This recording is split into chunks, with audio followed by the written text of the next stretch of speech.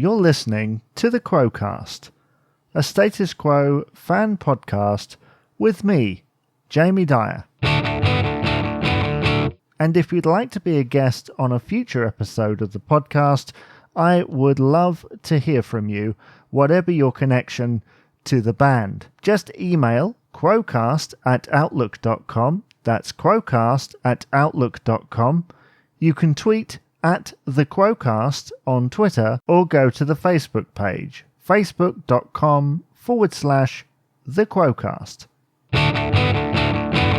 I'm joined by artist Dave Field, who Quo fans will know as the illustrator behind 1974's Quo album, and he'll be talking about that in just a moment. But first, Dave, before 1974, what was your journey up to that point?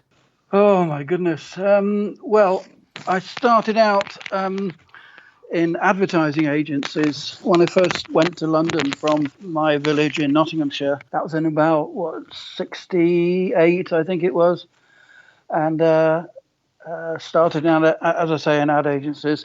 And I got a bit disillusioned after a couple of years with that.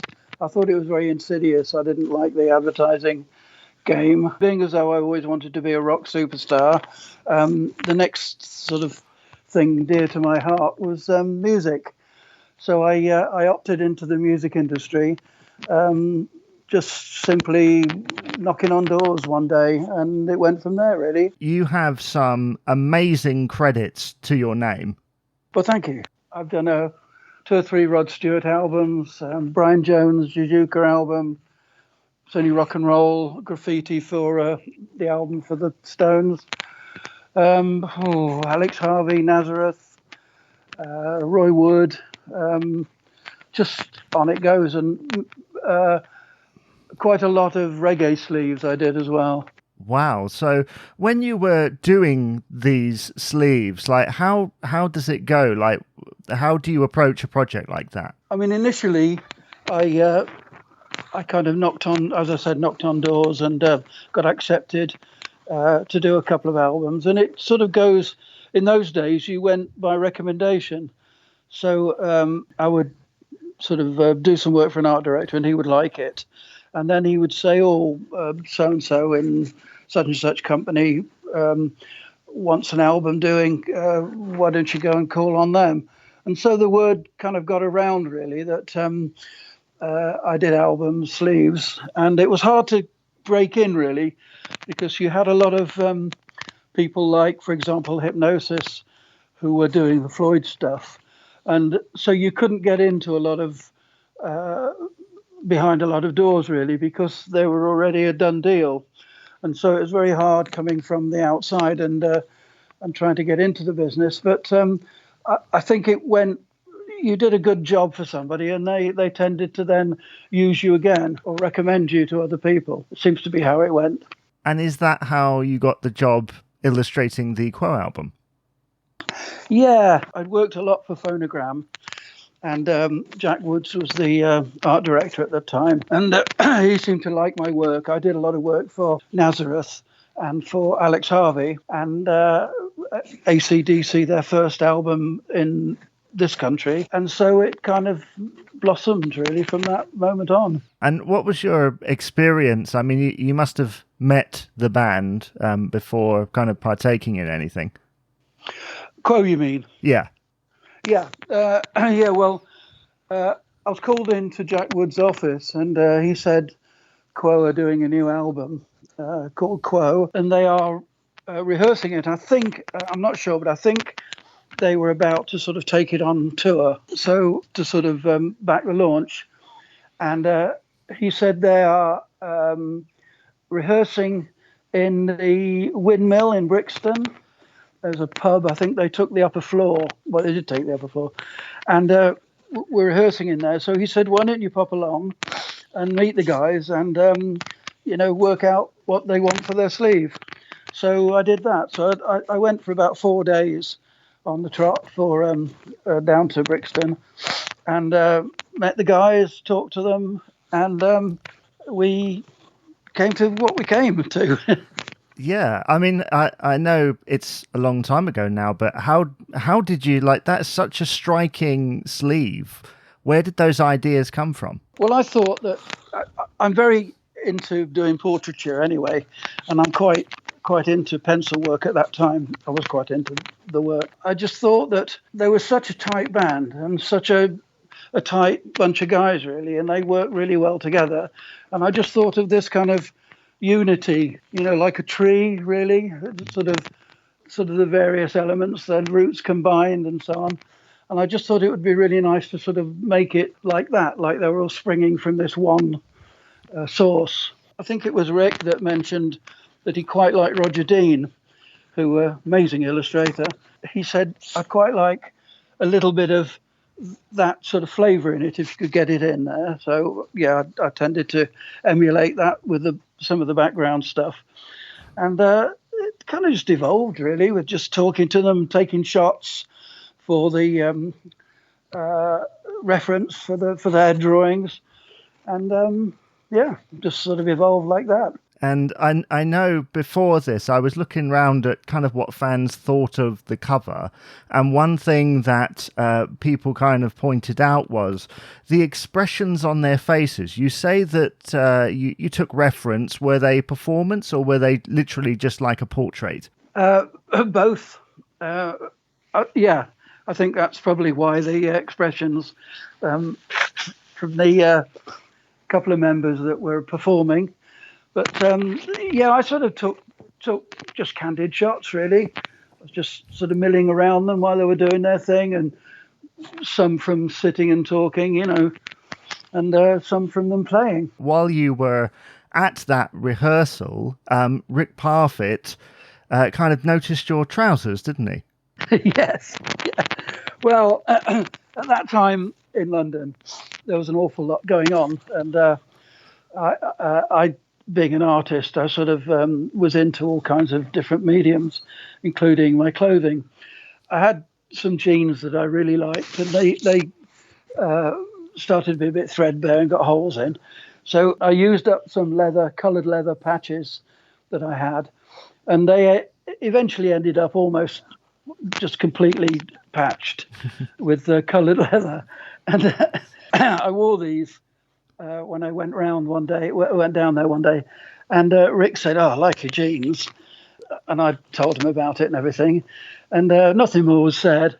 And then on the last day, I thought, well, being Zoe liked them so much, and they were really nice to me, and a bunch of great guys. So on the last day, I took the jeans and gave them to him, and he said, "Oh, they're amazing, thank you. What can I give you for that?" And I said, "Nothing, it's okay." I said, "I'll tell you what, I'll do a deal with you. You can have them for nothing, providing you wear them on stage." So he said, "Okay, I'll do that." So I never did find out whether he wore them on stage. But anyway, when I got paid for the job, a few weeks later, and very handsomely they paid me too. And then about a week after that, I got another check from Rick, who gave me rather a lot of money for them, which I didn't ask him for and I didn't want, but it was very, very generous of it. The other thing they did, which was rather endearing, was one of my favourites is their very first song that I remember of theirs, which was Pictures of Matchstick Men. I just love that song. And I asked them if they'd play it, and they played it for me, so that was just amazing. Wow. So, yeah, brilliant. That's amazing considering at that point, I think they dropped it from their live set. So you got basically a personal performance. Yep, absolutely. Yes, they did drop it. Yeah. And I did get a personal performance. Yeah. And it was brilliant. I was so made up over that. It was brilliant. Yeah. So with that cover, how long does it take kind of from that initial idea to completion? Oh, it depends really on what else I had going on at the time. I'd probably be juggling 2 or 3 different projects, so it could take anything from about 3 days to a couple of weeks. Really, I think that one took about a week. I think to airbrush and paint. Well, as I say, it's a very well regarded cover. And was there ever any talk of you doing any more sort of illustrations for them? No, I never did get anything else from them. It's just the way it went, really. Sometimes you're called back, sometimes you weren't. I think a lot of their albums were sort of photographic. I don't think they had too many illustrative stuff. So maybe that's just how it went. I'm not sure. No, I mean, I know this is it's a mildly difficult question, but a listener of the podcast, Douglas, wanted to know. Obviously, you did that cover art for 74, but have you seen any other Quo albums post your artwork? And if you did, what did you think of them? No, I haven't, to tell you the truth. Strangely enough, it's a bit like sort of being an electrician and not doing your own wiring. It's that kind of thing.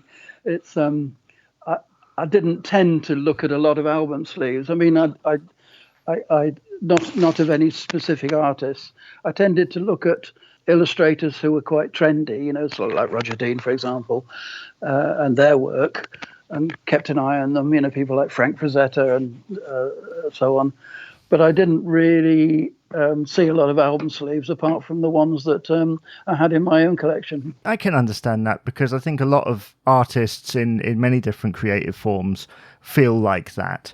I mean, after that, you got out of the music industry a little while after, didn't you? Well, it was about 75. My son was in the making, as it were.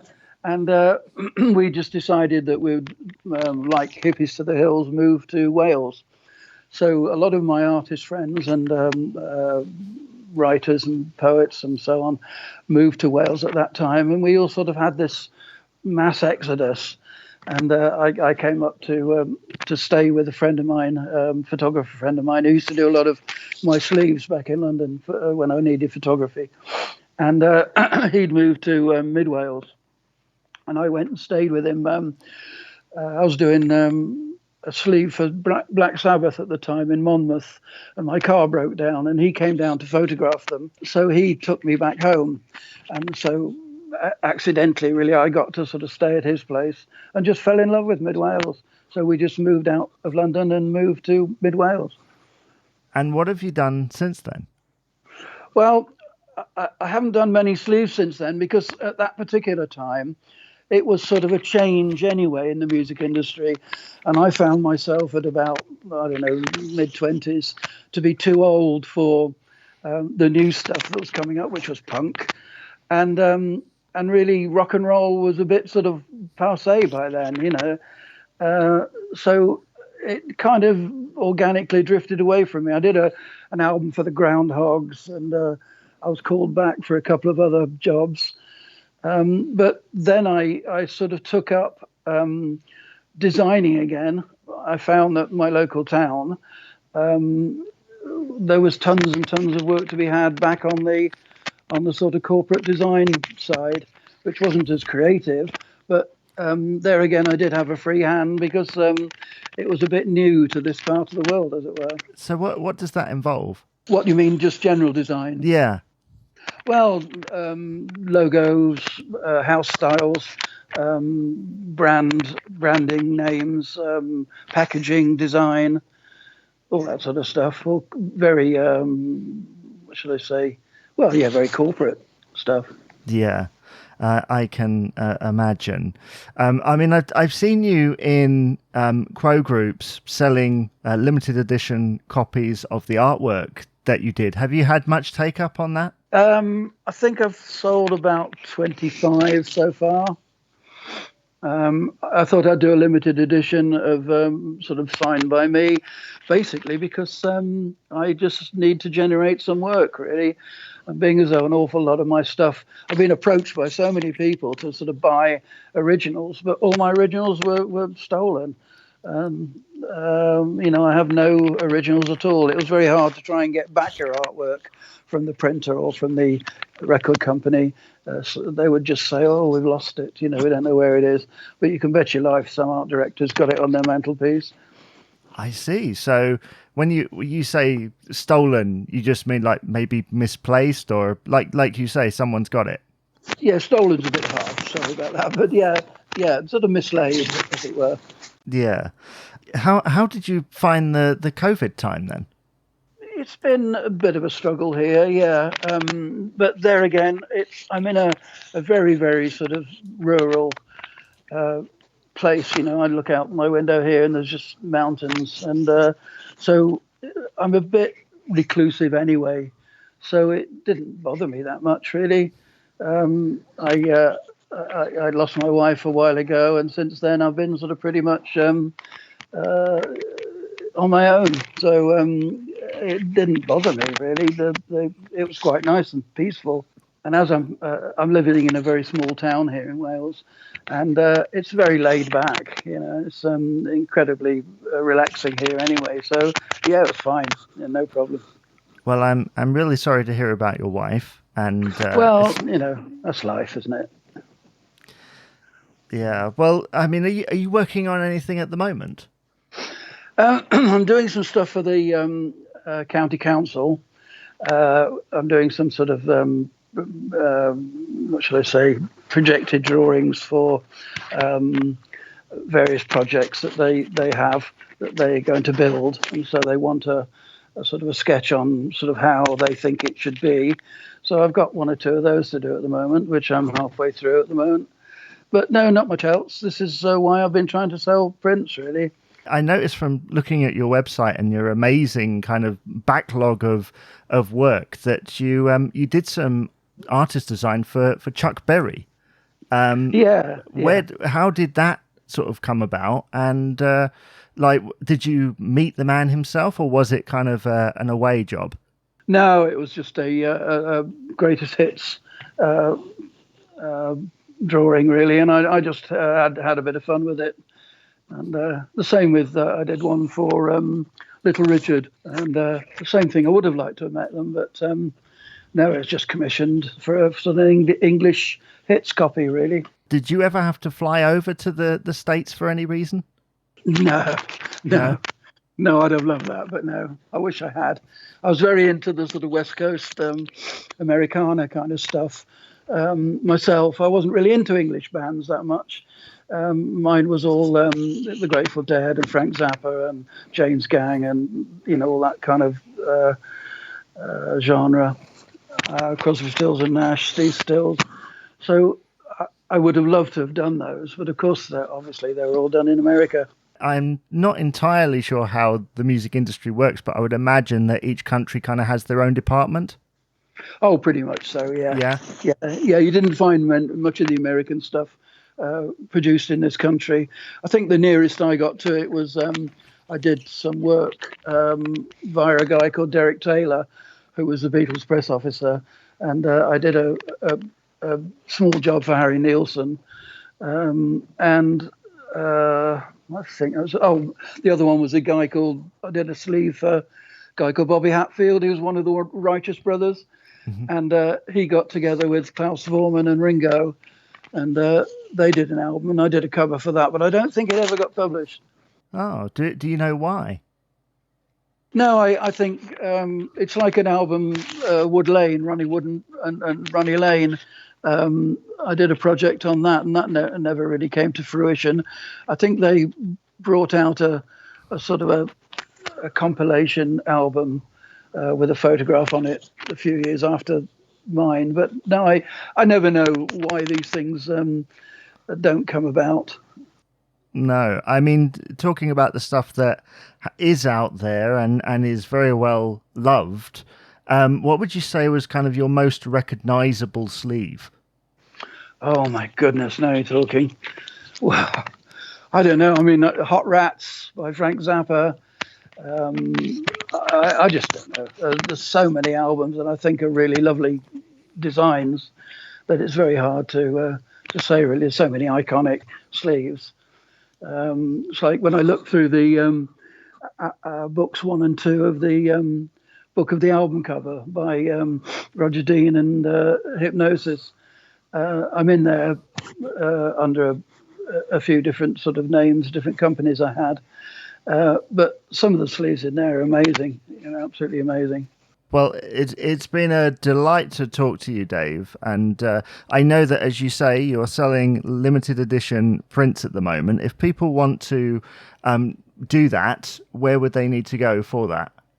Well, Dave Field Facebook really is a good one, because all my sort of contact details are there, and my body of work's showing on there. So that would be a good place to go, really. Excellent. Well, we'll share the links and the image on our Facebook page and the show notes as well. And Dave, thank you very much for being on the podcast today. Well, thank you very much for inviting me in. It's very kind of you. Cheers, mate. Thank you once again to artist Dave Field for joining me. And if you'd like to read more of Dave's story, you can buy his book, Checks, Drugs and Rock and Roll, from the psychedelic swinging 60s through the heady hippie 70s, at several booksellers, including Waterstones and Amazon. And if you'd like to be a guest on a future episode of the Quo-Cast, you can email quocast@outlook.com, tweet at the Quo-Cast on Twitter, or go to the Facebook page, facebook.com/the Quo-Cast. Thank you for listening.